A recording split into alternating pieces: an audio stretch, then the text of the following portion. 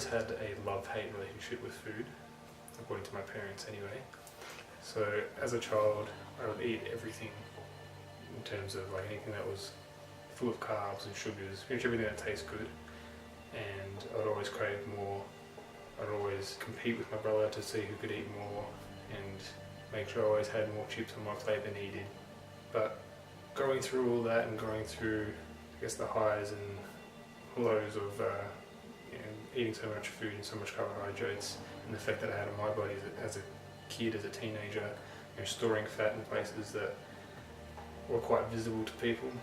So when I was 13, I decided that quitting sugar would be the answer. So for 7 years I quit sugar in terms of anything that was like confectionery, processed, any sugars that were not from fruits and vegetables. And by doing this, I actually learned a lot about my body and learned about the body in general.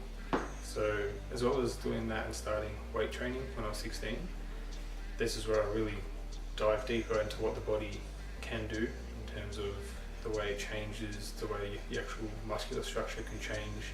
So as a kid, even if you start with looking a bit chubby, you might be quite narrow shoulders, not so broad, and quite large hips because of the way the fat has accumulated over the years. You can change that, and it's all through pretty much what you eat and the exercises that you do. So I dived deeper into that as time went on and got more and more educated about it. I went to uni for nutrition and also studied a personal training course, and brought these two things together to tackle any obstacle I have with my body now and know exactly what to do with it, how to do it, and find that balance in your life to actually be happy and comfortable where you're at. And even if you do slip up and you do have things that aren't technically right, you can always come back from that and pretty much push past.